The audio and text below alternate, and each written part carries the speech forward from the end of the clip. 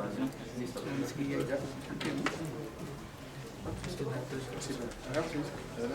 Bueno, es un gusto presentarles al profesor Salvador Venegas. Él es profesor investigador del Tecnológico de Monterrey. Dirige el grupo de procesamiento cuántico de la información. Es doctor en física por la Universidad de Oxford, fundador de computación cuántica en México y miembro de la Academia Mexicana de Ciencias. Salvador colabora con universidades y empresas de México para el desarrollo de algoritmos cuánticos. Y en nuestro evento de FISOL nos viene a hablar sobre una introducción al cómputo cuántico. Por favor, recibámoslo con un fuerte aplauso. Muchas gracias. Bueno, muy agradecido de que hayan venido. Yo sé que es ya 5:30 de la tarde, ya está pesado, vénganse a la casa. Les agradezco muchísimo las 4 horas que vamos a la hora y media que vamos a invertir hablando de cómputo cuántico. Antes de comenzar, les quiero pedir que cualquier duda que les salga, expresen en el momento, ¿no? Hagámoslo más que, digamos, una conferencia en el sentido tradicional de yo hablo y ustedes escuchan. Hablemos todos. Si tienen dudas, levanten la mano, con gusto las resuelvo. Porque hay temas que, digamos, en parte por la nomenclatura, también por la novedad de los tópicos, ¿no?, que se ven a lo largo de la sesión, pues pueden causar algunas dudas, ¿no? Y pues si no resuelven esas dudas, ya en la última parte de la sesión, pues difícilmente se va a entender, ¿ok? Bueno, pues ese es mi nombre, trabajo para el Tecnológico de Monterrey, en la Escuela de Ingeniería y Ciencias, ahí están mis correos electrónicos, también mi página en LinkedIn, y pues quiero comenzar por agradecer a Gabriel por invitarme, a los organizadores, por supuesto, además del evento. Muchas gracias por invitarme a estar aquí en el Poli, una institución a la que yo quiero de manera muy particular. Mi papá estudió aquí, no aquí en Lopita, pero todavía no existía, ¿no? Estudió en la Escuela Superior de Economía. Yo tengo una relación ya de muchos años, ¿no?, por distintas razones con el Politécnico. Entonces, pues siempre es un honor y un verdadero gusto estar aquí. También quiero agradecer a los patrocinadores a los patrocinadores de mi investigación, a CONACYT por el programa de Fronteras de la Ciencia y por la beca del SNI, y a la USARA, que es la organización en los Estados Unidos que se encarga de administrar el acceso a la computadora cuántica D-Wave, que está instalada en la NASA, máquina a la que tenemos acceso en mi grupo desde 2015, y de hecho algunos de los resultados que vamos a ver al final ya de la plática son emanados de la investigación que hemos hecho aquí.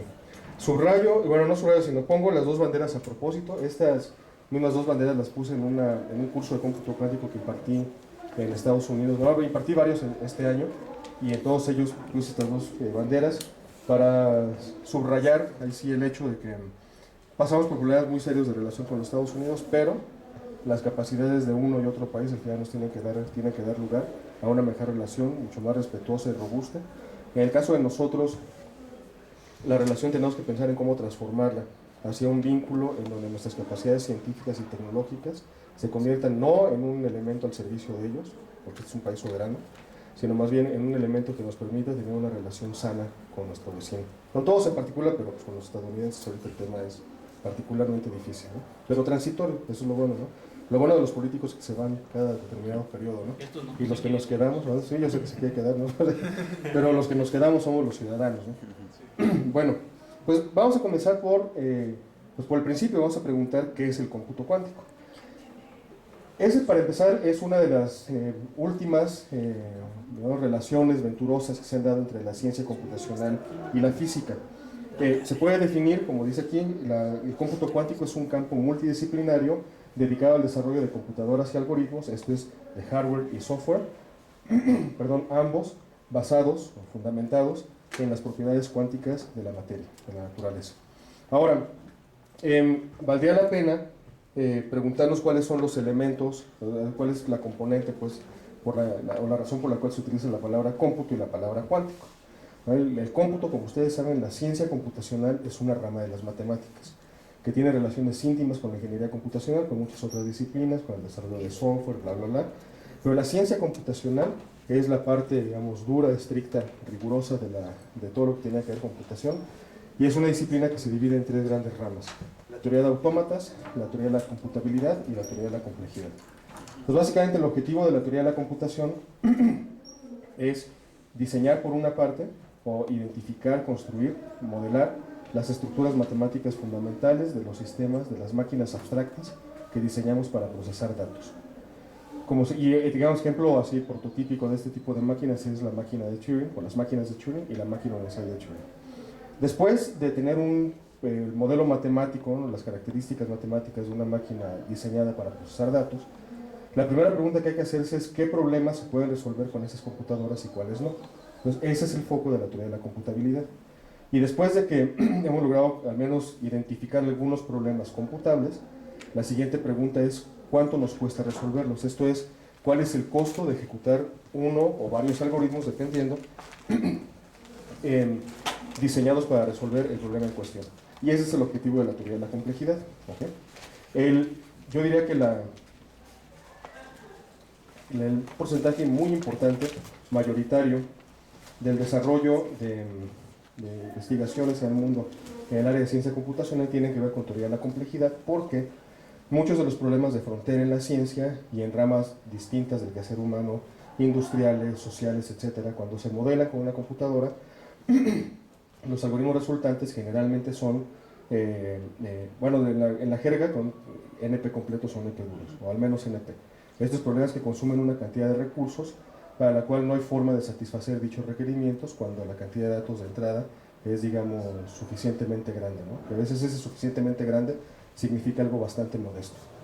Ejemplo concreto pues es el plegado de proteínas y muchos otros problemas de optimización y problemas NP completos. Ahora, en la parte de cuántico, del cómputo cuántico, tiene que ver con el uso de las leyes de la física que describen las cosas que son muy chiquitas. ¿Qué tan chiquitas? Pues del tamaño de los átomos y más pequeños, ¿no? Por alguna razón que nadie entiende a ciencia cierta, el conjunto de la descripción matemática y el comportamiento en general de los sistemas que están en esas escalas de átomos y más pequeños es muy distinto del que tenemos para otros objetos en otras magnitudes, en otras escalas, ¿no? Entonces esa fue básicamente identificar las estructuras matemáticas y los comportamientos básicos de este tipo de sistemas. Fue el trabajo de muchos físicos durante los primeros 35 años del siglo XX, y básicamente un proceso de prueba y error, ¿no? Ya por los años 30, 40 ya se tenía una caracterización más o menos clara de cómo se comportan estos sistemas, y de ahí en adelante pues, la investigación fue de la parte teórica y experimental. En los 80s, como mencionaré al rato, en los 70s, 80s, comienzan las preguntas sobre cuáles podrían ser las relaciones y si serían fundamentales o solamente de carácter superficial o utilitario entre la física cuántica y la computación. ¿Okay? Eso lo abordo un poco más adelante. Entonces, el cómputo cuántico, sus objetivos dependen de la persona a la que le pregunten. Pues si le preguntan a un físico teórico, es probable que éste responda o que éste responda que el cómputo cuántico es un campo de experimentación, ¿no?, en el cual se intentan probar algunas de las ideas de la física, de sus interpretaciones, etc. Pero para un computólogo como yo, pues para alguien que esté interesado esencialmente en la ciencia computacional, lo que yo pretendo, y la gran mayoría de mis colegas en el área pretenden, es diseñar hardware sobre el cual puedan correr algoritmos que resuelvan problemas de manera más rápida, de manera más eficiente que lo que conocemos a la fecha. Y digo que lo que conocemos a la fecha porque en algunos casos, por ejemplo, piensen ustedes en el problema de factorización de números enteros, a la fecha lo que sabemos es que ese problema se puede resolver, sí, eso sí está muy claro por el teorema fundamental de la aritmética, pero lo que no sabemos es si se puede resolver eficientemente. ¿No? Si yo les digo factores de 35, pues 7 y 5. Les digo factores de 21, 7 y 3. Factores de 938. Pues para empezar el 2, ¿no? Porque es par. Pero de ahí uno diría, bueno, si me dan un numerote, ¿no?, de 1000 dígitos, ¿qué puede encontrarle sus factores primos o no? Por supuesto que sí puedo. Tengo el teorema fundamental de la aritmética. El problema es con qué algoritmo puedo encontrar esos números. Y la respuesta es básicamente con un algoritmo de fuerza bruta, ¿no?, dividiendo y dividiendo. Pues bueno, pues de que lo voy a encontrar, nomás que me puedo tardar años haciendo ese proceso. Y de hecho, esa dificultad conocida hasta la fecha para factorizar números enteros es la base matemática de lo que se conoce en criptografía como seguridad computacional. ¿Bien? Esto es una dificultad, la cual no hemos aprendido, no sabemos cómo vencerla, y pues en consecuencia sistemas criptográficos construidos sobre este problema matemático, ¿no?, pues son razonablemente seguros, ¿no?, que es básicamente la forma, digamos en términos llanos, de decir seguridad computacional. El algoritmo de Shor, a quien voy a mencionar, Peter Shor, en algunos minutos, es un algoritmo cuántico diseñado para resolver el problema de factorización de números enteros, y sucede que la complejidad de ese algoritmo es de orden polinomial. ¿Lo ven? Entonces conocemos al menos un caso en el cual una computadora cuántica, con el algoritmo apropiado, resolvería un problema de forma más rápida que lo que hasta el momento podemos hacer con computadoras digitales. Subrayo esto porque lo de digital, porque es muy común, ustedes lo van a encontrar en los textos, tanto en textos introductorios como avanzados de cómputo cuántico, y sobre todo lo van a encontrar en, digamos, documentos de divulgación científica, inclusive en notas periodísticas, que los que hacemos cómputo cuántico tendemos a hablar del otro, de la ciencia computacional, como computación clásica. Eso es resultado de un proceso histórico en la física. En este proceso lo que sucede es que quienes hacen física cuántica dicen eso es cuántica, y todo aquello que no sea cuántica es clásico, ¿no? Es un término, en mi opinión, medio injusto, pero sobre todo lo es en el área de computación, porque no es cierto que toda computadora no cuántica tenga que ser lo que quiero decir es, no es cierto que toda computadora clásica sea descrita necesariamente en términos de una máquina de Turing. En eso realmente no lo sabemos. Lo que sabemos es que las máquinas de Turing, y en particular la máquina universal de Turing, es el modelo computacional más poderoso desarrollado al momento. Pues, por ejemplo, un área que entiendo yo fue explorada durante la época de la existencia de la Unión Soviética fue la construcción de computadoras construidas sobre espacios densos, computadoras análogas. Y de ahí pues no hay mucha información, o al menos yo no la conozco, y créanme que sí me he puesto a buscar y no la encuentro, sobre si existen teoremas que demuestren equivalencias en términos de computabilidad de esos dos tipos de máquinas. En fin, ¿no? Les digo todo esto porque el término computadora clásica puede sonar un poco injusto, pues lo que queremos decir es computadoras basadas en el modelo de la máquina universal de Turing o cualquier otro modelo equivalente en términos de universalidad computacional. ¿Ok? Que en esencia lo que eso significa es computación sobre espacios discretos y en consecuencia computación sobre espacios digitales. ¿Ok? Sí. Bueno, ahora, un objetivo de importancia fundamental, como les decía yo en esta disciplina, es diseñar algoritmos cuánticos que sean más rápidos que los diseñados a la fecha, ¿no?, en computación convencional. Pero aquí el término de más rápidos significa al menos dos cosas. La primera de ellas es esto que pongo en color rojo: aceleramiento computacional como resultado derivado del uso de las propiedades físicas de sistemas cuánticos. Esto es, para darles una idea, como el fenómeno del fan-in y fan-out con compuertas digitales. Con una compuerta digital en el laboratorio, si yo le conecto, o sea, en la hoja técnica dice, usted le puede conectar a estas compuertas 5 compuertas de salida, ¿no?, de tales características, TTL por ejemplo. Si le conecta más, lo único que va a lograr es quemarla, ¿okay? Entonces conéctele a estas 5 porque no le puede conectar más. Esto es, esa propiedad del fan-out o del número de compuertas que le puedo conectar a una compuerta, ¿no?, en la salida de la misma, es resultado de las propiedades físicas del sistema con el que estoy haciendo cálculos. ¿Okay? Aquí es igual.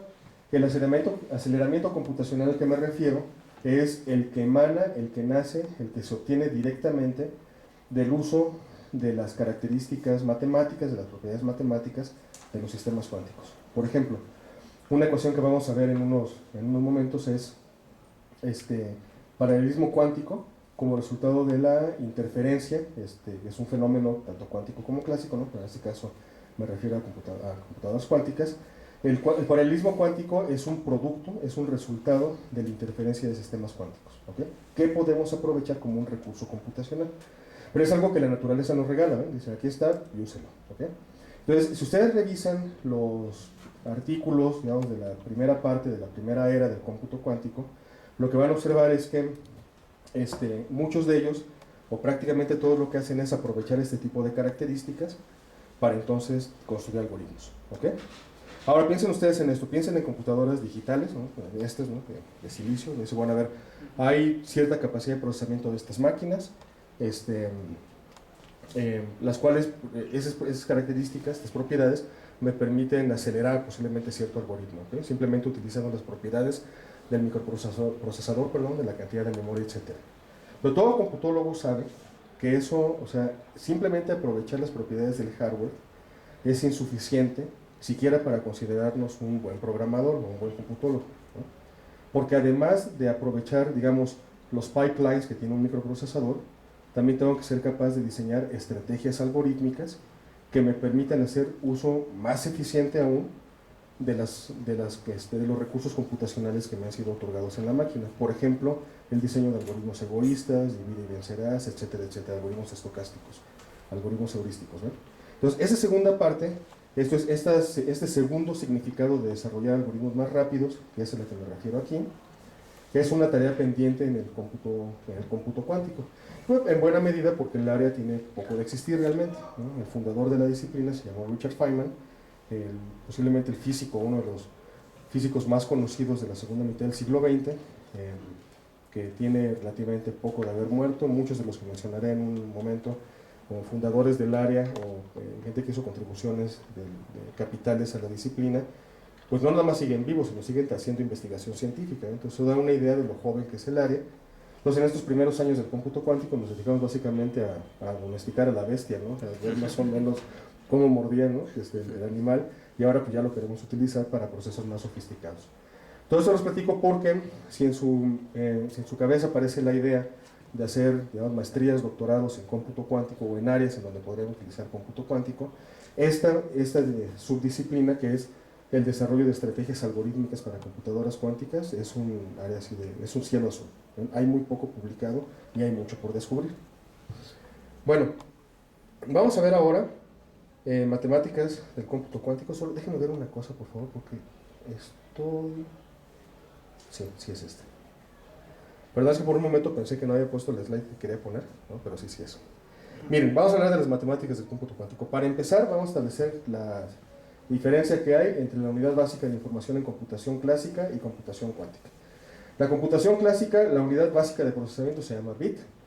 Como ustedes saben, básicamente la razón de utilizar bits es que cualquier máquina de Turing se puede construir sobre un alfabeto, sobre un conjunto discreto, y la simulación de dicha máquina, utilizando una máquina de Turing que solamente se construye sobre el alfabeto 0,1, se puede hacer en tiempo polinomial, ¿okay? Entonces, en consecuencia, lo que podemos hacer es utilizar solamente un caballito de batalla, ¿no? Que es el alfabeto binario, para describir el universo de todos los programas computables con alfabetos discretos. Entonces, eso es un bit. Un bit es, en esencia, un elemento de un conjunto escalar que contiene dos valores, dos símbolos que son mutuamente excluyentes. Les ponemos 0 y 1, pues por razones históricas, pero podría ser carita feliz, carita triste, ¿no? Juan, Pedro, no importa, ¿eh?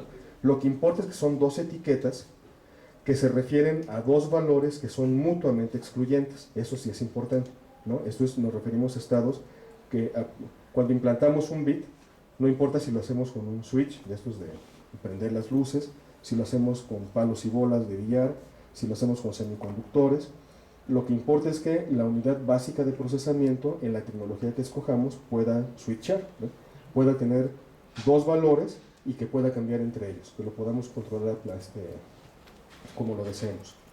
En el caso de los qubits son, no lo van a poder ver desde allá, pero lo que van a ver aquí, si se acercaran, sería un palito, un símbolo en medio, que es el sí, es la letra sí, pero podría ser carita feliz, no importa, ¿okay? Y un símbolo que parece mayor que, ¿okay? Esa es la forma en la que en mecánica cuántica se escriben vectores. ¿Ven? Entonces ustedes ven palito, mayor que y algo en medio. Eso es exactamente lo mismo en términos de notación que escribir ese mismo simbolito de aquí adentro, X, con una flecha arriba, ¿okay? En particular, los qubits son vectores definidos en el espacio complejo de dos dimensiones, ¿okay?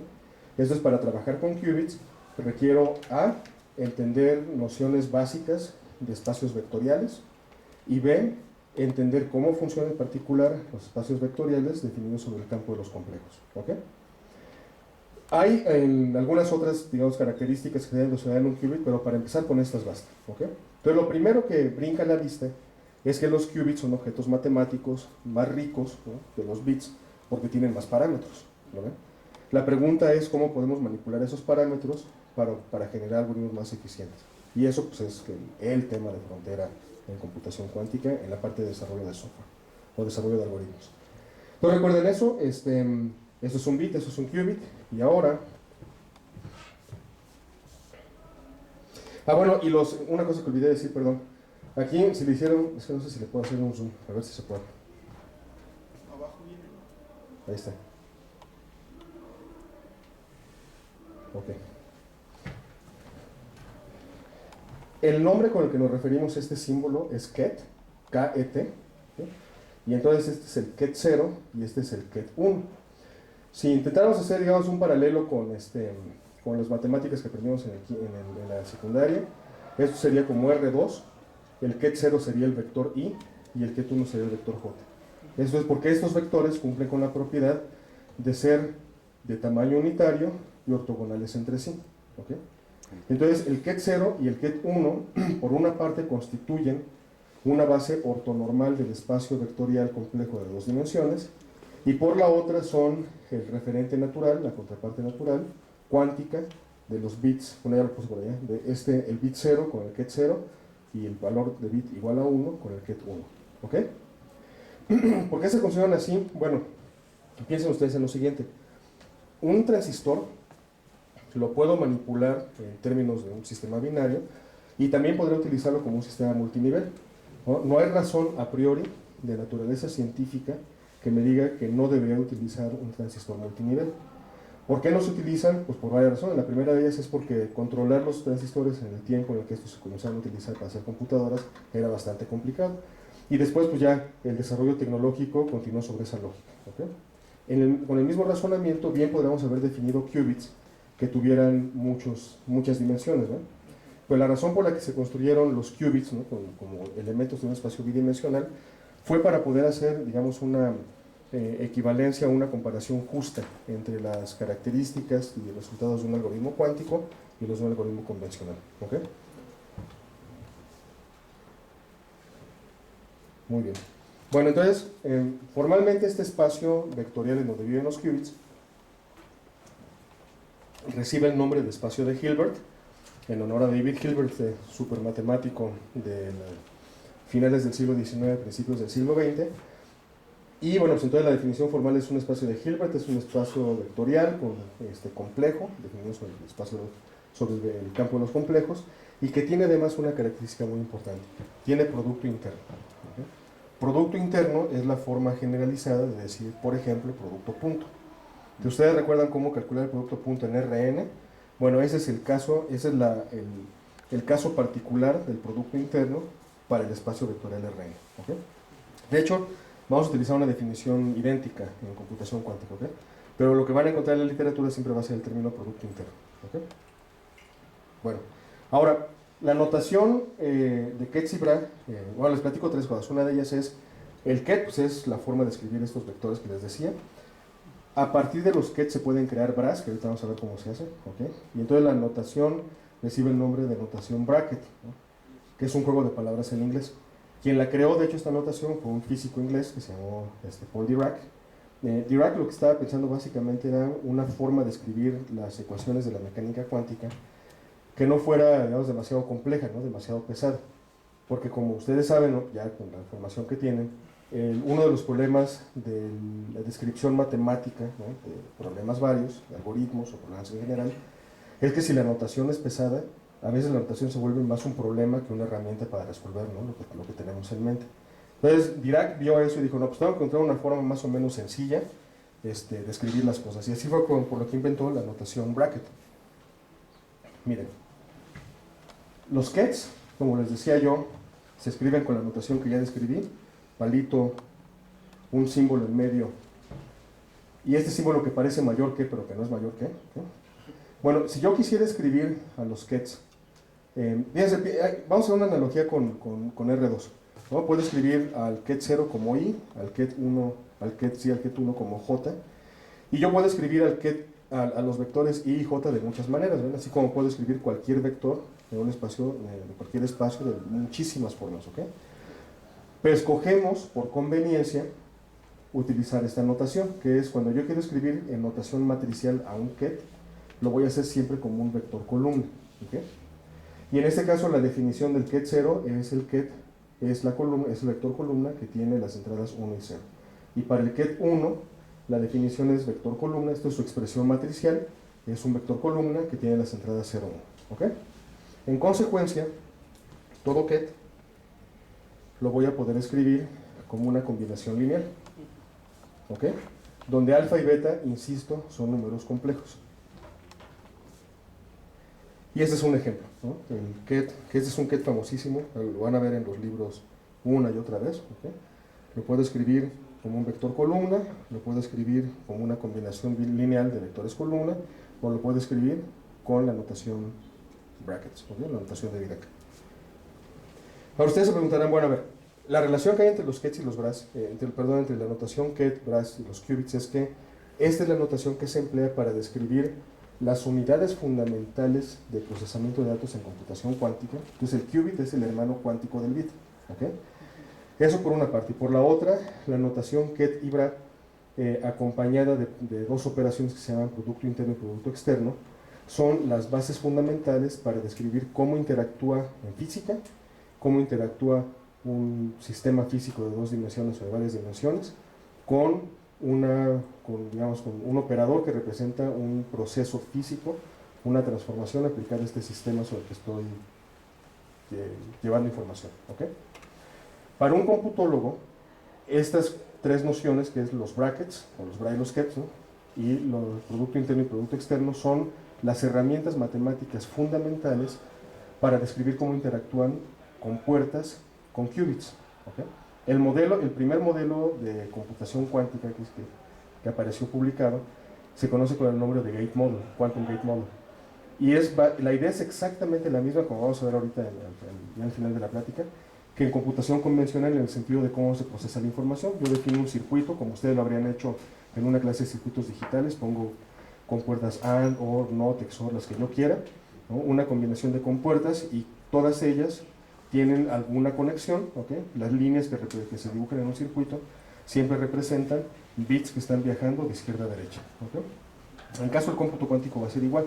Los diagramas cuánticos, los circuitos cuánticos, van a ser combinaciones de compuertas y en los cables van a circular qubits. ¿Okay? Y cuando yo quiero describir matemáticamente la interacción de estos qubits con las compuertas, voy a utilizar esta notación más las dos operaciones que les acabo de decir. ¿Okay?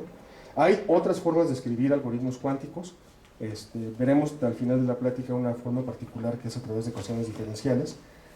Pero el punto es que, digamos, para comenzar, ¿no? Para abrir boca y para entender cómo funcionan los primeros algoritmos cuánticos, en mi opinión, yo he dado clases de cómputo cuántico, pues ya llevo como 10 años. ¿Okay? A ingenieros, a matemáticos, a físicos, bueno, le he dado clases hasta a gente que estudió administración de empresas, por ejemplo, disciplinas, ¿no? Que acompañan a la ingeniería y a las ciencias en el desarrollo empresarial. Y lo que yo he notado es que la forma, digamos, más eficiente de enseñar cómputo cuántico en sus primeras etapas es a través del modelo de compuerta y haciendo operaciones muy sencillas, ¿no? Ya después uno se mete en la complejidad de las cosas, a características que parecen son exclusivas de la mecánica cuántica y otras formas de hacer cálculos, pero eso tiene sentido solamente después de que uno ha tenido ya un primer acercamiento, porque uno de los problemas que enfrenta un novato, ¿no? Un neófito en el área de cómputo cuántico, es que es mucha información nueva, notación nueva, entonces es fácil confundirse. ¿Okay? Entonces voy a intentar, bueno, eso es el objetivo de estos slides, poner así lo esencial en pocos slides para que entonces con ello podamos construir cosas interesantes. Por ejemplo, como en unos 4 slides viene una compuerta que les va a llamar mucho la atención. Bueno, ahora, ¿qué son los bras? Hay una definición matemática de un bra que es un funcional, ¿no? Entonces las funciones que se definen en álgebra lineal, pero si queremos simplificar el tema, es fácil hacerlo. Los bras se definen a partir de kets y se definen utilizando esta expresión. Si yo tengo un ket, eso significa que yo tengo un vector que puedo expresar como combinación lineal de cierta base, que insisto, en computación cuántica utilizamos generalmente el 0 y el 1, aunque no siempre. Hay protocolos, por ejemplo, el protocolo de generación de llave privada BB84 para criptografía cuántica, que utiliza esta base y otra. ¿Okay? Pero en cómputo cuántico, cuando veo un algoritmo cuántico, casi siempre se utiliza esta base. ¿Okay? Entonces, si yo tengo un ket definido como una combinación lineal de la base computacional, que así se llama la base 0,1, ¿okay?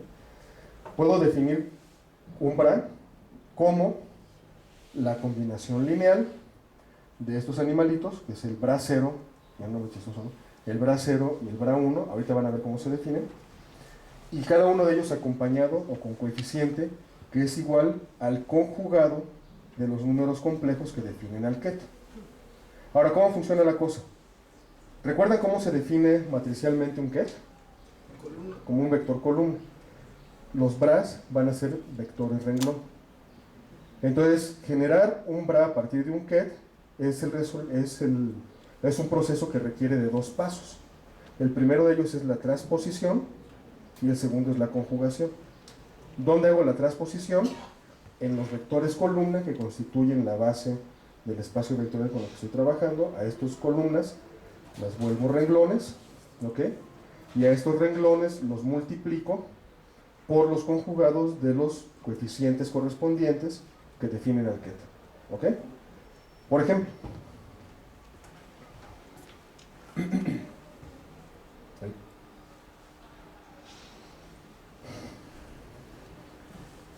que lo haga más grande porque no se va a ver hasta atrás.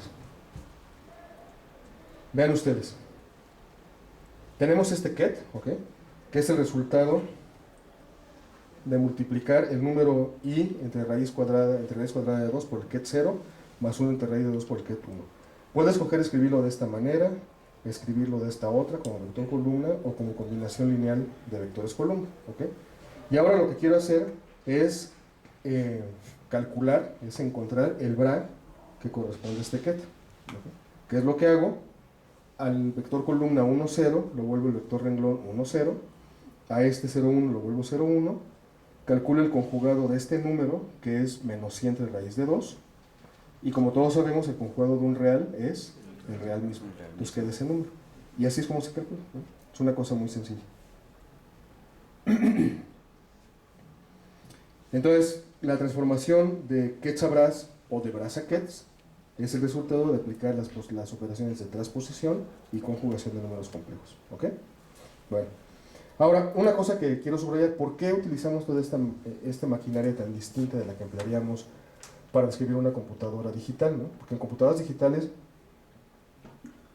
en los cursos que lleva uno típicamente de teoría de autómatas, computabilidad, teoría de la complejidad, análisis de algoritmos, pues no estudia uno a los vectores, a los espacios vectoriales como herramientas matemáticas que permiten describir la naturaleza de una computadora, ¿no? Los utilizamos para crear algoritmos, pero no para describir la estructura de una computadora. En cambio aquí sí los vamos a emplear para eso.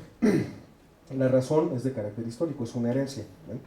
En la mecánica cuántica se emplea el álgebra lineal. O sea, alguien que quiera aprender cuántica, lo primerito que tiene que hacer es volverse muy bueno en álgebra lineal, tener un conocimiento razonablemente bueno en probabilidad y estadística, más todo el bagaje que tiene un físico, ¿no? Antes de llegar a esto, que es física clásica, newtoniana, estadística, electromagnetismo, pero la herramienta matemática que tiene que dominar es el álgebra lineal, ¿ok?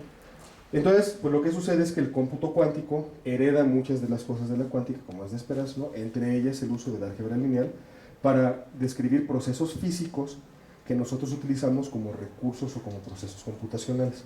Entonces, en el corazón del cómputo cuántico está la idea de todo algoritmo cuántico, todo circuito cuántico que uno presente, en principio tiene que ser posible construir algo en un laboratorio que haga las mismas operaciones que el circuito que estoy presentando. Como lo describiría un físico, es bueno, puedo construir un experimento que lleva a cabo las transformaciones sobre los sistemas cuánticos que son descritos en este circuito. Para un computólogo, la visión de estos dos fenómenos es, aquí tengo un circuito para el cual es posible crear el hardware que en el laboratorio me permitiría correr el algoritmo descrito por él mismo. ¿Sí lo ven? Entonces estamos hablando exactamente del mismo objeto físico, pero con visiones distintas. Entonces cuando escuchen a alguien que en cómputo cuántico dice esto es un recurso computacional, lo que está diciendo, o lo que está detrás de esas palabras, u otra forma de decirlo es, este es un proceso que se puede hacer, es una transformación, es un experimento que en principio se puede hacer en un laboratorio, o que se puede hacer inclusive al aire libre, ¿no? Dependiendo de la complejidad, ¿okay? Descrito, ¿no? Por las leyes de la mecánica cuántica, ¿okay? Pero para un computólogo lo que estamos pensando siempre es cómo utilizar esos procesos, cómo aprovecharlos para hacer cálculos, ¿okay? Y si lo piensan, tampoco es tan lejano ese concepto a lo que hacían los computólogos, digamos, de las primeras eras, ¿no? De los 50, 60, ¿no? Y lo que hace de hecho un ingeniero en electrónica o un computólogo que sepa sobre electrónica cuando construye circuitos, ¿no? Cuando construimos, por ejemplo, e inclusive un programador, digamos, avesado en diferentes arquitecturas computacionales. Un computólogo que se dedique a programar, digamos, en sistemas que trabajen en paralelo, que programe supercomputadoras paralelas, o que utilice redes, ¿no?, asíncronas para distribuir procesos, o que aproveche, por ejemplo, de manera así explícita, que haga uso de los pipelines contenidos en un procesador, está haciendo lo mismo que acabo de describir, que es tomar, o sea, conocer a detalle la estructura física del sistema con el que se está haciendo cómputo y aprovecharlo. ¿Okay? Pero aprovecharlo en términos del desarrollo de algoritmos sofisticados y rápidos, o digamos tan rápidos como se pueda. ¿Okay? Bueno, ahora, la notación de Dirac se emplea para describir objetos cuánticos que llamamos qubits, ¿no?, que en el caso del cómputo cuántico, pues circunscritos a la disciplina, y les voy a presentar la primera operación que podemos hacer. Esta operación de un bra y un ket se conoce como la operación de producto interno. ¿Okay? Esto es un bracket, pues ya se dan cuenta del juego de las palabras en inglés. Y en particular, cuando yo calculo el producto interno, piensen en esto: si yo pongo el ket 0 y calculo el producto interno del ket 0 consigo mismo, ¿qué debería de obtener? Pues para empezar voy a tener el bra 0 y el ket 0. ¿Okay? El bra 0 es un vector renglón y el ket 0 es un renglón, es un vector columna. Si yo tengo una matriz de 1 por 2 y la multiplico por una matriz de 2 por 1, ¿qué obtengo? Una matriz de 1 por 1, obtengo un número. ¿Okay? ¿Qué se esperaría que obtuviera del producto interno en general? Vamos a pensar en términos de producto punto. El producto punto toma dos vectores y me genera un número. Si se dan cuenta, estoy haciendo exactamente lo mismo con la definición de producto interno. Tomo dos vectores, solo que uno lo escribo como ket, otro lo escribo como bra, hago una operación entre ellos y genero un número. ¿Okay? Ahora, ¿qué pasa si hago el cálculo del producto interno del ket 0 consigo mismo? Pues voy a tener 1, 0, renglón, 1, 0, columna. Y eso me va a dar el número 1. ¿Ok? ¿Qué pasa si calculo el producto interno del ket 0 con el ket 1? Vamos a poner el ket 0 como el bra 0 y el ket 1. Voy a tener 1, 0, renglón, por 0, 1, columna. Ese número es 0. ¿Ok? Que de hecho es fiel resultado de la naturaleza antes descrita de esta base. Porque dijimos que la base computacional, la compuesta por el ket 0 y el ket 1, es una base ortonormal. Los vectores son ortogonales entre sí y cada vector es unitario. Bueno, pues eso en esencia es lo que dice ahí. ¿Ok? Bien. Bueno, ahora, les decía yo al principio que eran 4 los elementos básicos para hacer cálculos en computación cuántica. Esto es para expresar la forma, expresar matemáticamente las operaciones que se pueden aplicar sobre qubits para hacer transformaciones de información. Piensen también que es en esencia lo que hacemos en computación convencional. Todo algoritmo se puede describir como una función que va del espacio 0,1 n a la n al mismo espacio. ¿Sí lo ven? Toda función, todo algoritmo se puede describir de esa manera. ¿Sí? Entonces, básicamente lo que hacemos al crear un algoritmo es descubrir o diseñar una función de ese conjunto gigantesco que llamamos funciones computables. ¿Okay?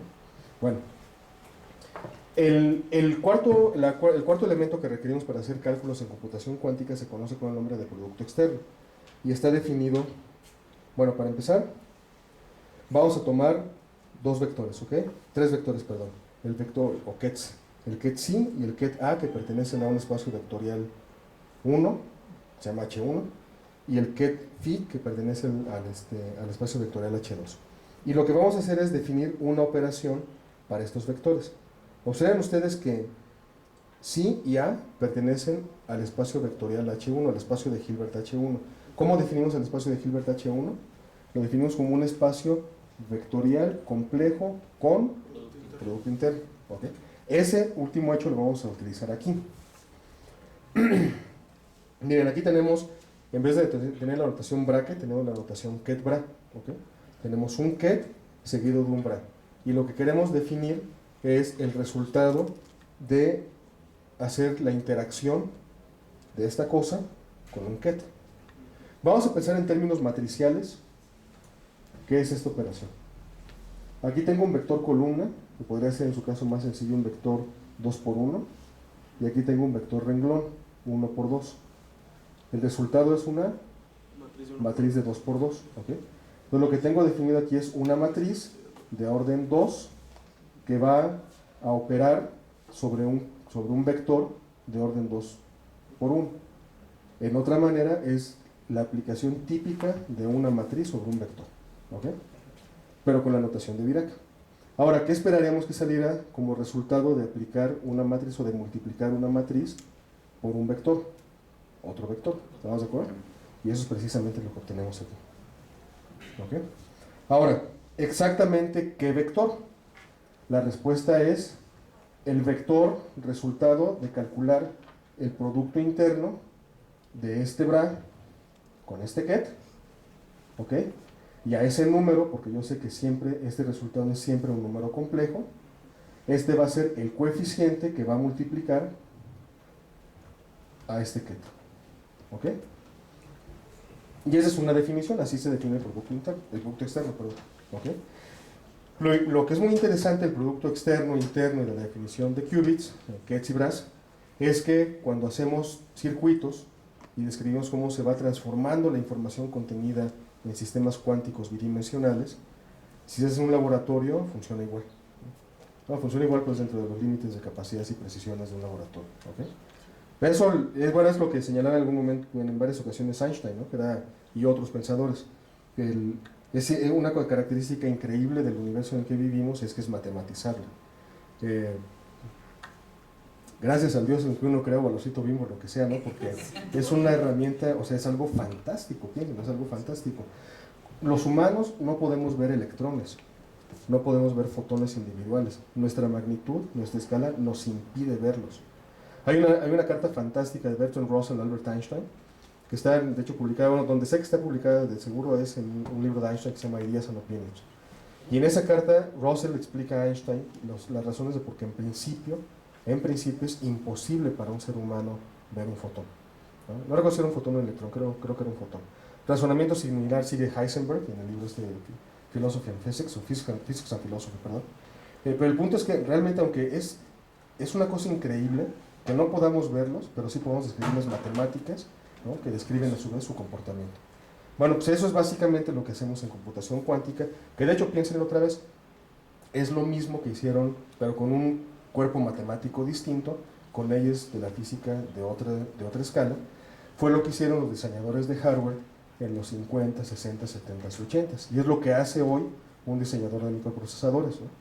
Un ingeniero dedicado al diseño de microprocesadores hoy por hoy tiene que utilizar leyes de la física clásica y otras de la cuántica por el tamaño de los transistores. Pero piensen, cuando la gente estaba trabajando con transistores, digamos, del 386, 486, estaban haciendo lo mismo que nosotros, pero con un conjunto distinto de leyes de la física. Era utilizar las propiedades de sistemas físicos para hacer cómputo. ¿Okay? Entonces, bueno, estas ideas del cómputo cuántico, una característica que a mí me llama mucho la atención del cómputo cuántico es que, tanto para computólogos como para físicos, algunas de las ideas del cómputo cuántico que suenan súper novedosas, en realidad no lo son. Lo que pasa es que han pasado tantos años desde que fueron novedosas que las hemos redescubierto. Eso es lo que ha sucedido, ¿no? Pasó lo mismo con la matemática que se utiliza para describir algoritmos de visión computacional.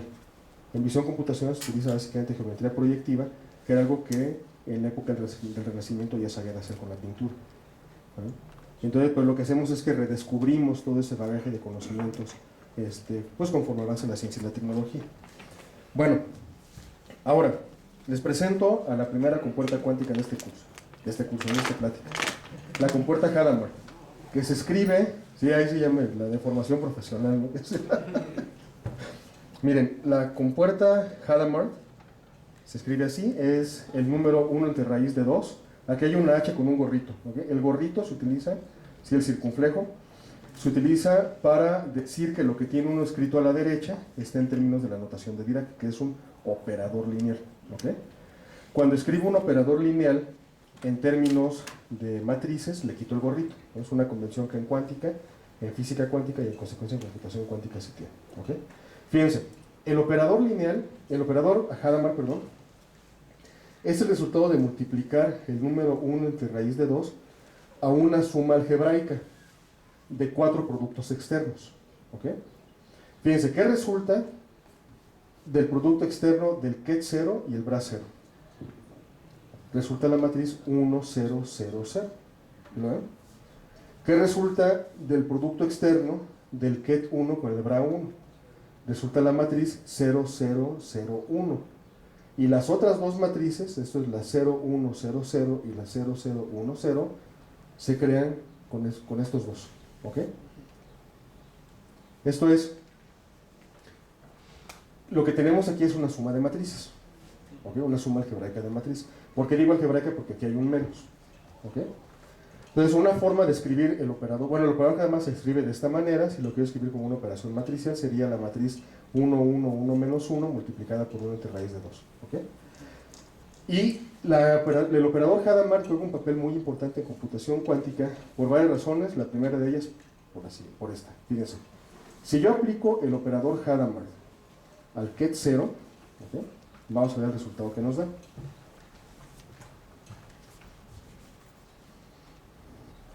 Bueno, aquí voy a tener que mover un poco la pantalla, pero este es el operador Hadamard sobre el ket 0 y el resultado es, fíjense, voy a aplicar todo esto al ket 0, ¿ok? La forma en la que lo voy a hacer es a través de la distribución, bueno, digamos, de la operación distributiva, ¿ok? Que sería, está relacionada directamente o se comporta igual que la distribución sobre números reales. Estos vamos a distribuir, no es lo mismo obviamente, pero se comporta de manera equivalente. Voy a distribuir los productos externos sobre la suma algebraica que tengo. Dicho de otra manera, el resultado de esta interacción van a ser 4 productos externos. El producto externo de este bra 0, este ket 0 y bra 0 sobre el ket 0 más, bueno, y multiplicado por 1 entre raíz de 2, más 1 entre raíz de 2 que multiplica, bueno, que opera este producto externo sobre el ket 0 y así nos vamos. Que todas esas operaciones las resumo aquí. ¿Ok? Entonces lo que tengo en esta segunda línea es el producto interno de este bra con el ket de allá, con el ket 0 que está hasta el final. ¿Ok? Es este número dividido entre raíz de 2. Y este número multiplica a este ket 0. ¿Me siguen? ¿Todos? Ok. El siguiente paso es calcular el producto interno de este bra con este ket, que es lo que tengo aquí, dividido por el número raíz de 2, y este número multiplica al ket 0. ¿Ok? Entonces ya se dan cuenta de la mecánica, ¿no? De hecho, seguramente ya están pensando como automatizando, como buenos computólogos, ¿no? Eso fue un trabajo, bueno, es un trabajo que han hecho varios grupos de investigación. En el caso de mi grupo, el primer software que hicimos para simulación de algoritmos cuánticos lo desarrollaron sobre matemática, se llama Quantum, lo pueden bajar de la página de mis colegas del TEC, de José Luis Gómez Muñoz, que él es el creador principal. Estamos desarrollando otra versión nueva sobre matemática también, que se llama QN-Dirac. Con Gabriel estamos diseñando su tesis, su trabajo terminal tiene que ver con la simulación de algoritmos cuánticos, con computadoras convencionales, particularmente algoritmos de agrupamiento. Pero entonces, esta área de simulación digital de algoritmos cuánticos es fascinante, por varias razones. Una de ellas es porque nadie entiende exactamente cuál es la línea divisoria de existir entre lo que es simulable eficientemente de la mecánica cuántica y lo que no. No sabemos si es una línea que corta, si es una transición de fase, si lo ven, hay mucha investigación que hacer al respecto. Eso desde la parte científica pues es súper excitante. Pero además hay otra cosa que explotar en esa área, que es el comportamiento de los algoritmos cuánticos, como vamos a ver ahorita. Aunque ya lo tienen ahí, todavía no lo ven seguramente, pero ahorita se van a dar cuenta de lo que quiero decir. El comportamiento de los algoritmos cuánticos no es nada intuitivo. ¿Ven? Por ejemplo, el modelo de computación determinística que aprende uno en una clase de teoría de autómatas es un modelo que se acerca mucho a la forma en la que los humanos convivimos con el mundo, ¿no? Esto es, independientemente del camino que yo escoja para ir de esta parte del salón a la de atrás, ¿no? A la pared de atrás, pues solamente seguiré un camino y todos los demás no lo seguiré, ¿no? Ese es el resultado de la interacción en nuestra escala, ¿no? de nuestro cuerpo con el medio ambiente. Y el cómputo determinístico se comporta exactamente de la misma manera. ¿Ok? Esto es la programación. Porque piensen en esto, ¿por qué para muchos computólogos, yo me atrevería a decir prácticamente para todos, excepto digamos, para unos cuantos, ¿no? Pero prácticamente para todos, el modelo de programación procedural es fácil de aprender, ¿no? El problema, por ejemplo, de programar en C, en Python, en C mucho más que en Python, en C++, tiene que ver con la sintaxis que empleamos, ¿no? Particularmente en C, tiene que ver con, digamos, con algunas definiciones de los lenguajes, pero la lógica de programación es muy fácil de aprender, tanto que la puede aprender un niño con Logo. Sí. Esto es la idea de hacer iteraciones, ¿no? De asignar valores, etc. Y eso es porque la programación procedural se parece mucho a la forma en la que los humanos interactuamos con el mundo. Esto es nuestra experiencia, nos genera una intuición que nos permite programar en ese paradigma. Pero como ustedes saben, no es el único paradigma. Podríamos utilizar, por ejemplo, el paradigma de programación funcional, que ese es mucho más complicado. Y es mucho más complicado porque los humanos no pensamos en términos de funciones recursivas. ¿Verdad? Se requiere de un entrenamiento especial para pensar de esa manera. Pues con el cómputo cuántico sucede lo mismo, ¿verdad? Requerimos aprender una nueva forma de entender el concepto de calcular o de computar, ¿no? Este neologismo que ya lo deberíamos volver estándar en la lengua española, ¿no? Porque realmente significan cosas distintas, calcular y computar. Pero el punto es que tenemos que aprender de nuevo, ¿no? Tenemos que adquirir un bagaje intelectual que nos permita comprender cómo construir y leer algoritmos cuánticos. Y una buena forma de realizarlos con simuladores, ¿no? ¿Por qué? Porque hoy ya hay hardware cuántico que podemos emplear, pero el hardware cuántico, por ejemplo, el de D-Wave, del que voy a hablar en un momento, cuesta acceder a él. Bueno, cuesta para cualquier caso, ¿no? Pero no es digamos, de inmediato que uno pueda utilizar esa computadora.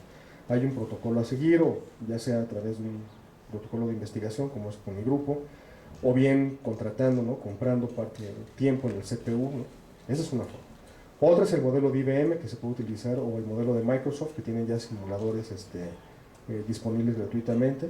Y en el caso de IBM, además se puede utilizar la computadora cuántica que ya es bien instalada en el Watson Center. Pero el punto lo que quiero subrayar aquí es que el diseño de simuladores digitales de algoritmos cuánticos ha sido pertinente siempre, pero particularmente ya a partir de esta segunda era del cómputo cuántico, porque el cómputo cuántico se está convirtiendo en una industria. Pero entonces, para entrenar programadores que entiendan y que utilicen algoritmos cuánticos, se requiere tener acceso a una máquina, ¿no? Si no, imagínense programando en C sin máquina, está complicado, ¿no? A mí me tocó vivir eso. Había que programar en papel, ¿no? Pero la realidad es que dice uno, pues, qué maravilla sería tener la máquina, ¿no? Bueno, pues con el cómputo cuántico es igual.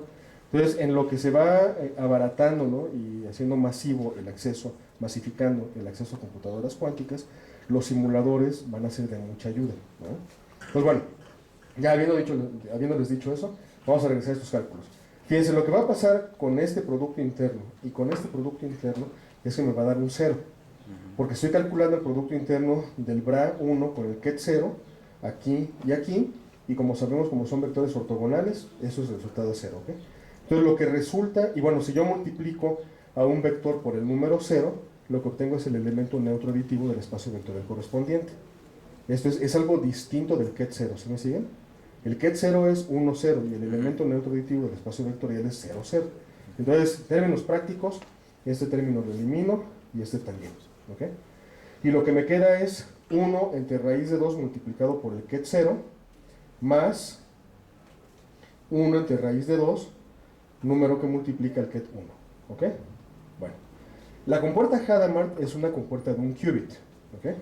Díganme, ¿cuántas compuertas de un bit conocen? 2. Los buffers, que es un cable tal cual, lo que entra es lo que sale, y las NOT. ¿Estamos de acuerdo? Ok.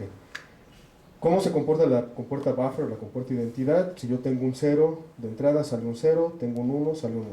Y con el NOT 1, 0 o 0, 1. ¿Ok? ¿Conocen alguna compuerta de un bit que me entregue como resultado una combinación cualquiera que está fuera de 0 y 1? No, no la conocen. Les presento una que en cómputo cuántico sí lo hace. Bien, lo que hace la compuerta Hadamard es tomar al KET 0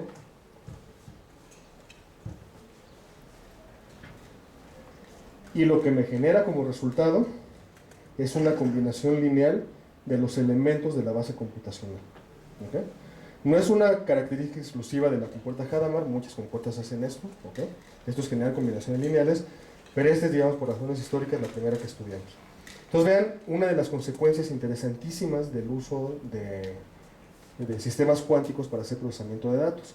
Podemos generar compuertas, podemos construir compuertas que generan resultados que no tienen parangón, no tienen equivalente en el mundo de la computación digital. ¿Okay? Sí lo podrían tener, por ejemplo, en el caso de computadoras construidas con sistemas análogos. Si construyamos una computadora sobre la base de la óptica clásica, por ejemplo, a lo mejor podríamos construir, no, seguramente podríamos construir este tipo de compuertas. Hay otras compuertas en cómputo cuántico que no se podrían construir con computadoras, digamos, con óptica clásica, ¿ok? Pero ven, o sea, a mí una cosa que realmente me encanta el cómputo cuántico es que además de los resultados que tiene y de ser el área en la que trabajo y de ser el área con la que gano dinero, etcétera, además es una puerta que me permite atisbar a mundos olvidados de la teoría de la computación. ¿No? Mundos sobre los que se pensó en los 60, 70, 80 sobre nuevas formas de construir computadoras utilizando un hardware con características distintas. Y eso es bien excitante porque imagínense, o sea, ¿qué pasaría si pudiéramos construir una computadora clásica, esto es sobre la base de la física clásica, que resultara tener dentro de su conjunto de problemas computables uno que no fuese computable con la máquina universal de Turing? Eso sería un descubrimiento fantástico, ¿no? Digo, difícilmente entendible, ¿no? Digamos, en un periódico, pero científicamente es un resultado súper interesante, ¿no? Sobresaliente, en verdad. Bueno, pues eso es una cosa que a mí me gusta mucho de esta. Bien, oigan, ¿qué hora es? Porque ya que yo agarro el micrófono. ¿A qué hora se tienen que ir? ¿A las 7 en punto? ¿Sí? Ok, bueno, entonces la curo. Bueno, les voy a dar ahora bueno, esta es la parte, digamos, más pesada porque era la parte matemática.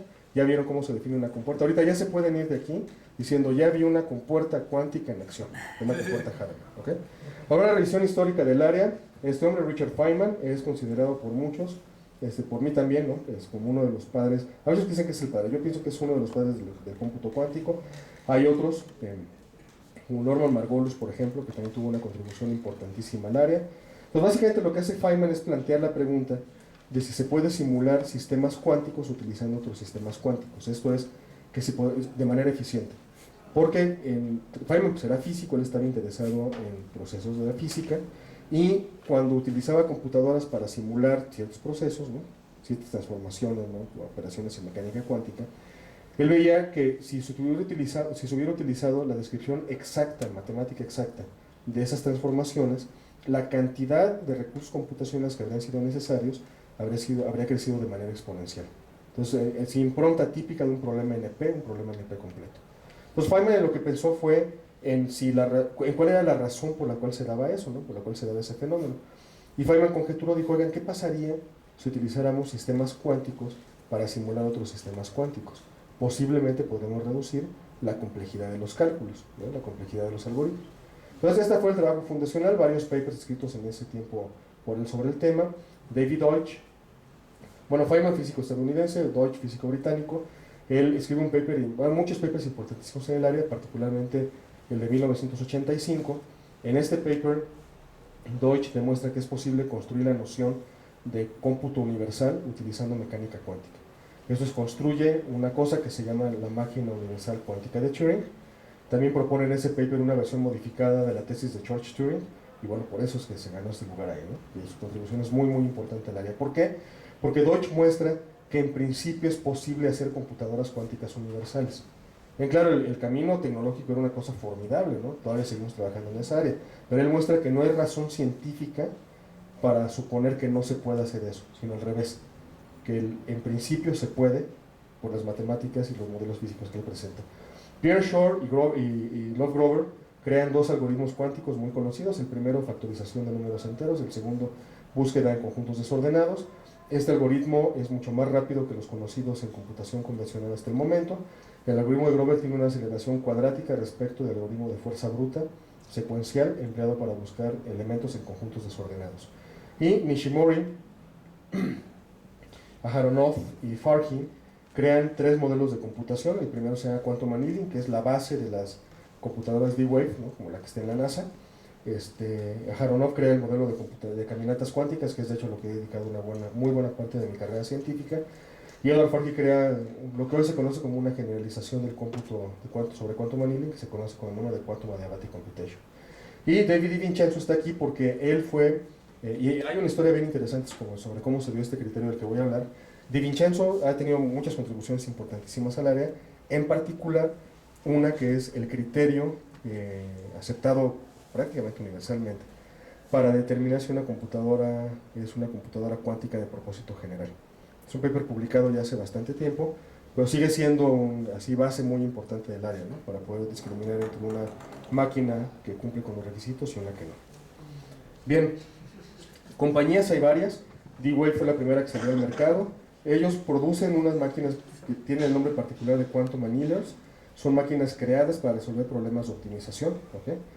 Y, digamos, poniéndolo en perspectiva, las máquinas de D-Wave, en mi opinión, son como las computadoras mainframe que teníamos en los 50, 60, ¿no? O sea, claro que no tienen, esas máquinas no tenían ni por asomo el poder de cómputo ni la sofisticación de las Mac que hoy empleamos, pero bueno, vamos a darles chance, ¿no? Porque apenas va a comenzar la era del cómputo cuántico, igual que fue el caso de los mainframes, ¿no? Y el desarrollo ulterior de la tecnología computacional.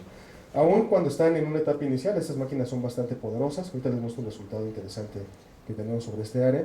Pero bueno, pues hay mucha investigación sobre cómo emplear estas máquinas para resolver problemas de optimización. A bordo del área de desarrollo tanto de hardware cuántico como de algoritmos cuánticos y simuladores de computadoras cuánticas, está Microsoft a través de su, bueno, digamos del modelo, ¿no? Del portal de la división QStation. IBM, que tiene ya en el Watson Center máquinas de 5, no recuerdo si eran 26 o 27 qubits, ¿no? Por ahí, y una que anunciaron en diciembre pasado de 50 qubits, ¿okay? Y Google también, que está metido en el tema ya desde hace bastante tiempo. Entonces estas cuatro compañías, de D-Wave e IBM, perdón, están ya las plataformas cuánticas disponibles para programar, y en el caso de Microsoft y Google, Google de hecho anunció en marzo pasado, en la reunión anual de la American Physical Society, la fabricación de un chip cuántico de 72 qubits, si mal recuerdo.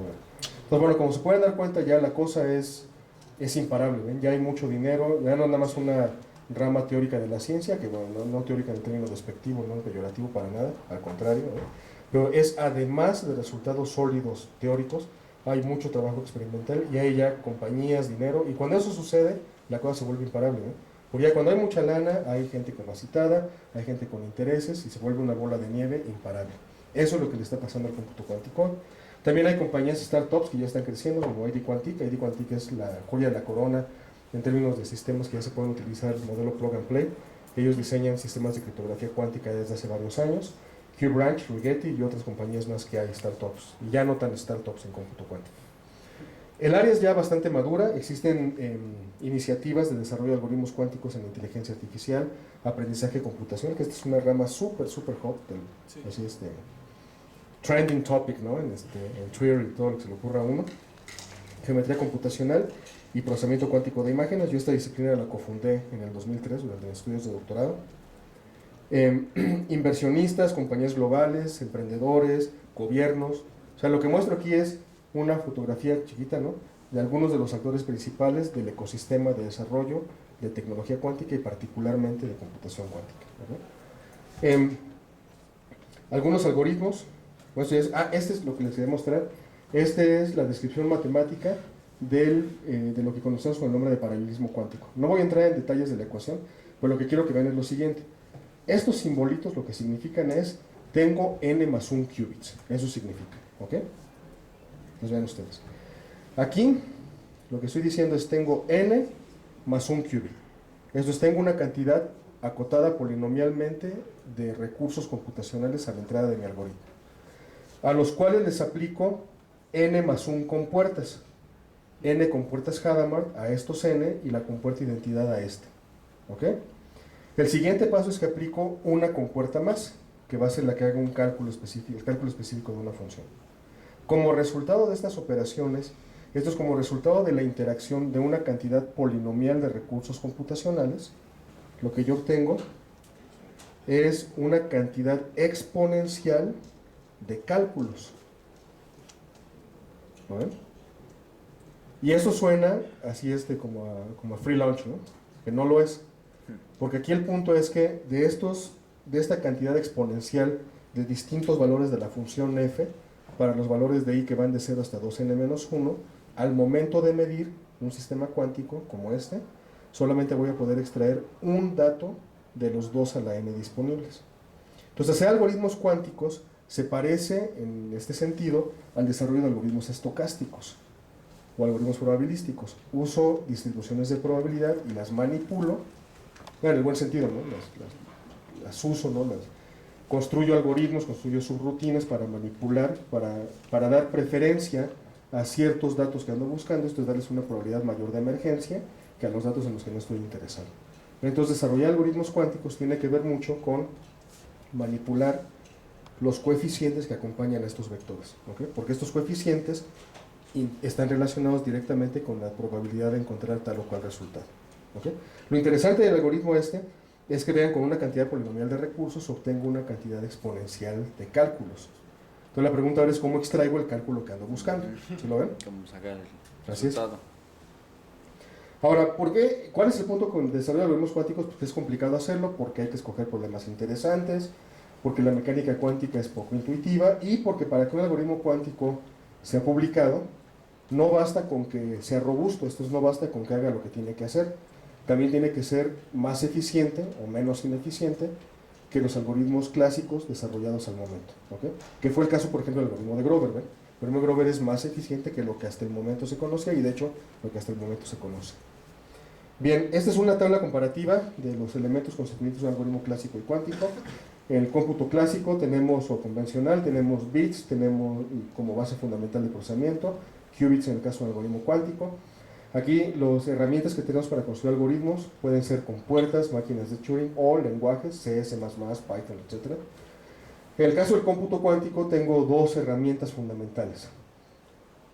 La interacción de qubits con compuertas.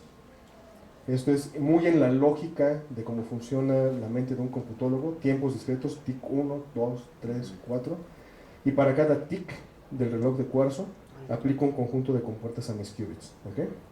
Otro modelo de computación que también está disponible en computación cuántica es este que está escrito, no lo ven desde allá seguramente, pero esta es una ecuación diferencial, que es la ecuación de Schrödinger, ¿okay? Ambos modelos son utilizables, son equivalentes computacionalmente. Este es algo mucho más cercano a la noción de un computólogo, para esto hay que aprender un poco más de física. ¿Ok? Bueno, y ya voy a acabar. Para escribir algoritmos cuánticos, pues existen diversas plataformas, de esto ya les acabo de hablar, de hecho, los modelos pues, de compuertas cuánticas, puedo utilizar simuladores como los de... Fíjense, el estado del arte en lenguajes de programación cuántica es que todavía no existen. Existen algunos acercamientos, como por ejemplo la interfaz gráfica perdón, de IBM. Existen también muchísimos. Ustedes, hay una página que se llama Quantiki, así como la balsa Contiki, ¿no? Pero es de Quantiki, de Quantum. Y ahí hay una lista de simuladores. No es exhaustiva, hay algunos simuladores que no están incluidos ahí, pero vale la pena echarle un ojo para que vean la diversidad de simuladores que hay. Se han creado sobre Python, esto es simuladores sobre todo del modelo de compuertas, construidos sobre Python, sobre CS++, y en el caso de la programación de las computadoras de D-Wave se programan básicamente sobre Python, por ejemplo, con el equivalente de APIs que hacen llamadas específicas al procesador cuántico, ¿okay?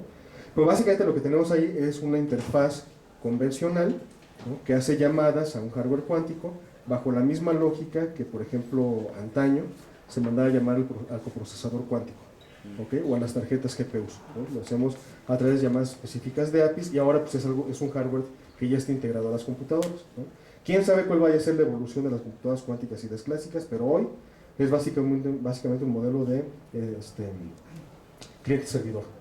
Hay un servidor que es una computadora convencional, la que programa, bla, y esta tiene pues, cable, ¿no? Tiene todo el cablerío conectado, para que a través de una API yo le entregue datos a la computadora cuántica, esta hace lo que tiene que hacer, igualito en el sentido pues, de transmisión y recepción de datos, que como se programaban GPUs o coprocesadores matemáticos, hace su chamba y me entrega la información, ¿okay? Parte del trabajo hoy de un programador cuántico es discernir qué significan los resultados entregados por la computadora cuántica. En el caso de la máquina de D-Wave, y ahorita les muestro un paper donde van a ver a detalle esta información, lo que entrega son niveles de energía. Entonces dice, bueno, ahora transforma este resultado, ¿no? En el contexto del problema que está queriendo resolver uno. Entonces, la programación de estas máquinas ahorita sí es eminentemente matemática, se requiere saber diferentes y de manera bastante especializada diferentes ramas de las matemáticas, pero bueno, pues ¿qué pedimos a gritos los ingenieros? Matemáticas, ¿no? Entonces, es así, campo fértil para todos nosotros. Lenguajes así de programación cuántica, como pensaríamos el equivalente de un C cuántico, no existen todavía, ¿okay? Hay algunas herramientas y ramas de la matemática que se pueden emplear para ello, como la teoría de categorías, pero eso es algo, si les está gustando la idea de hacer un doctorado en esta línea, este es un tema así fantástico, porque prácticamente no hay nada escrito. Y bueno, pues hay software de simulación bastante avanzado, robusto, como el de IBM, ¿no? Se llama QSQIT, que lo pueden bajar de la página de Quantum Experience. También está el simulador de computadoras clásicas, el simulador digital de computadoras clásicas de Microsoft. Microsoft de hecho tiene dos, uno que se llama Liquid, que corre. ¿Quién de ustedes siente así pasión irrefrenable por programar en línea? Así en pantalla de terminal. ¿No?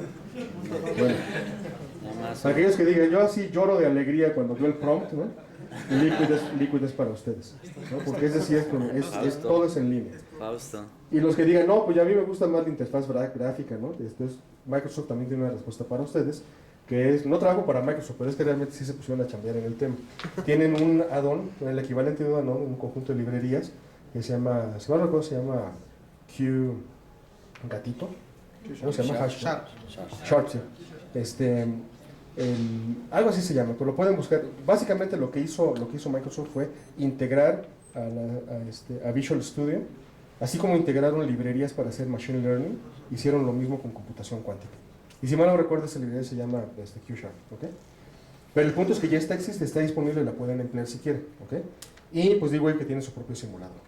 Bien, ahora, hay varios métodos para escribir algoritmos cuánticos, este es uno, este es un ejemplo de un circuito cuántico.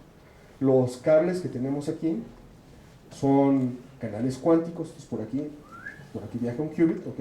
Por aquí otro, y lo que les presento aquí es el circuito de teletransportación cuántica. Esto es el circuito que permite transferir la información contenida en este qubit a este otro qubit, ¿ok?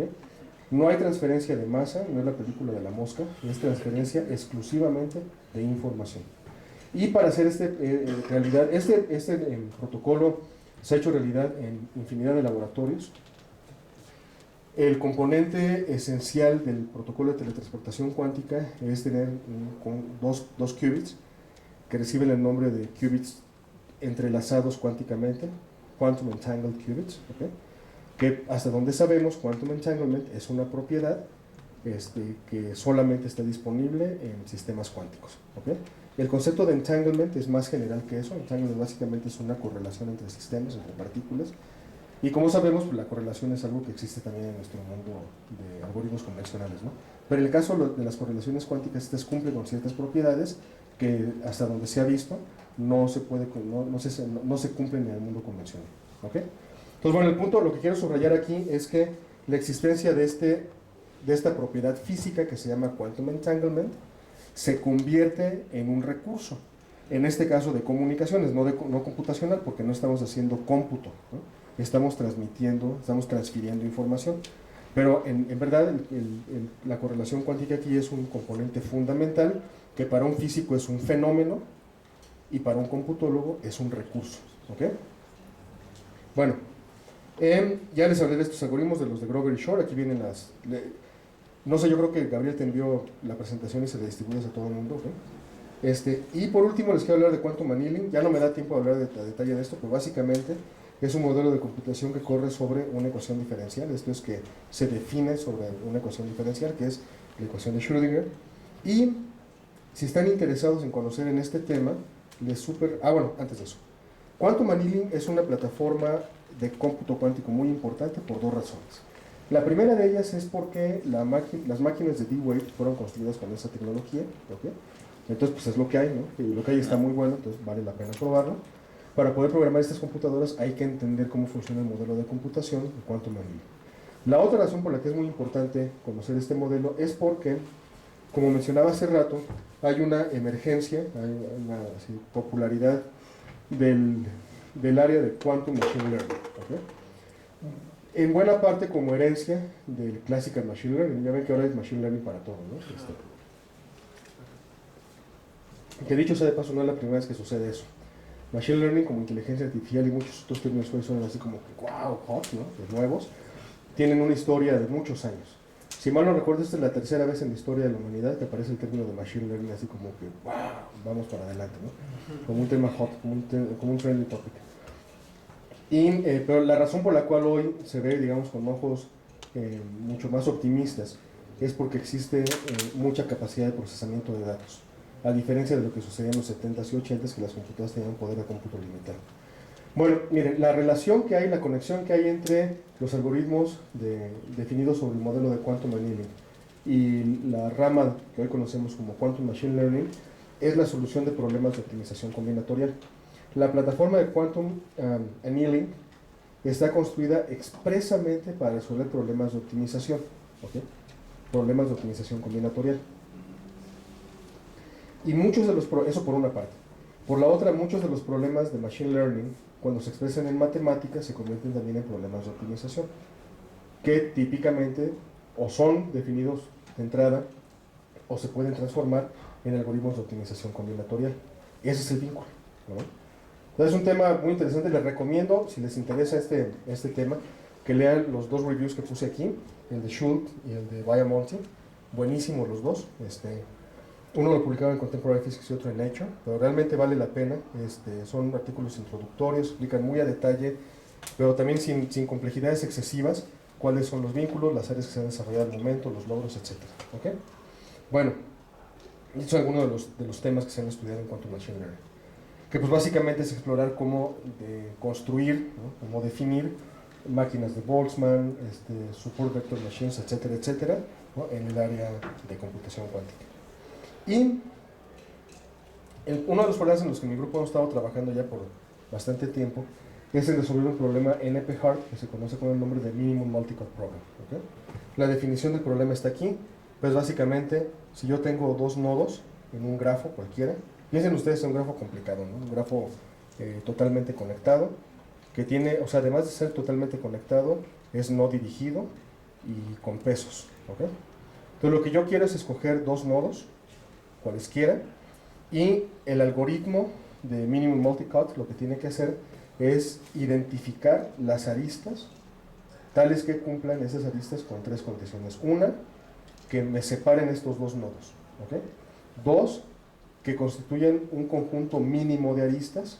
Y tres, que ese conjunto mínimo represente el valor mínimo de los pesos posibles. Entonces, como se dan cuenta, es un problema de optimización. Y es un problema de optimización discreta combinatorial. ¿Okay? Entonces, el problema se plantea aquí formalmente. Aquí hay un ejemplo que tomé de este autor, de Lin de National Chinan University. Y algunos de los resultados que tenemos en el área es uno de los problemas más difíciles de resolver en computación basada sobre Quantum Annealing es el tamaño de los operadores con los que trabaja uno. Hay todo un tema técnico ahí, científico de por medio, en el que no voy a entrar ahorita, pero basta decir con que el tamaño de los operadores juega un papel muy importante. Entonces, mientras más pequeños sean los operadores, mejor. Por ejemplo, el operador Hadamard es un operador de un bit, de un qubit. ¿Okay? Se pueden definir operadores de 2 qubits, de muchos qubits. Entonces, en el caso de Quantum Annealing, mientras menos sea su dimensionalidad, mucho mejor. Y si el tema les interesa, como para aventarse un buen rato leyendo sobre los fundamentos, etcétera, les recomiendo que lean este artículo que escribimos hace poco, que ya está aceptado para su publicación en Contemporary Physics, que se llama así, Cross-Disciplinary Introduction to Quantum Annealing-Based Algorithms. Lo escribimos mi queridísimo colega de la Universidad Autónoma del Estado de México, William de la Cruz de los Santos, mi muy querido amigo Marco Lanzagorta de la Marina de los Estados Unidos, Catherine McGeoch, una científica computacional así de súper renombre. Ella construyó su carrera en el área de algoritmos experimentales, después hizo la transición al área de computación cuántica, publicó uno de los papers más importantes en el área conocidos para la evaluación del desempeño de una computadora cuántica para las máquinas de D-Wave, y ahora ella trabaja para D-Wave en Canadá. Pero nosotros tres y un servidor, ellos tres y un servidor, perdón, fuimos los que escribimos este paper. Si les interesa, lo pueden bajar gratis. Y está la versión, la que deben, de aquí, del archive. ¿Okay?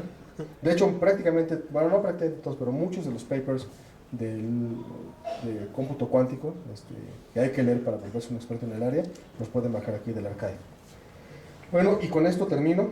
Les agradezco muchísimo su tiempo, paciencia y disposición, y pues a la orden para cualquier duda.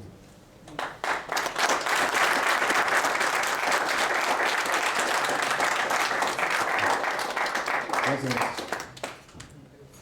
¿Dudas, preguntas? ¿Por qué siempre dividías entre raíz de 2? La razón es que el operador tiene que ser unitario. Entonces es un coeficiente de normalización. Esa es la razón. Sí. No todos tienen que ser así. Ese es el el operador Hadamard, ¿no? Pero sí, cuando se ponen este tipo de coeficientes es porque hay que normalizar al operador. ¿Alguna otra pregunta? Sí, adelante. Bueno, usted comentó que usted junto con un equipo empezaron lo de procesamiento de imágenes para cómputo cuántico. Lo que es el procesamiento de imágenes, si tengo bien entendido, es como que estás en una cámara o tienes una foto y tratas en base a Machine Learning, de entender lo que es la foto, ¿no? Bueno, ese es uno de los procesos a llevar a cabo en el área de visión computacional. Ok, entonces supongo que el punto entero de hacerlo a través de cómputo cuántico es optimizar los tiempos para los procesos de reconocimiento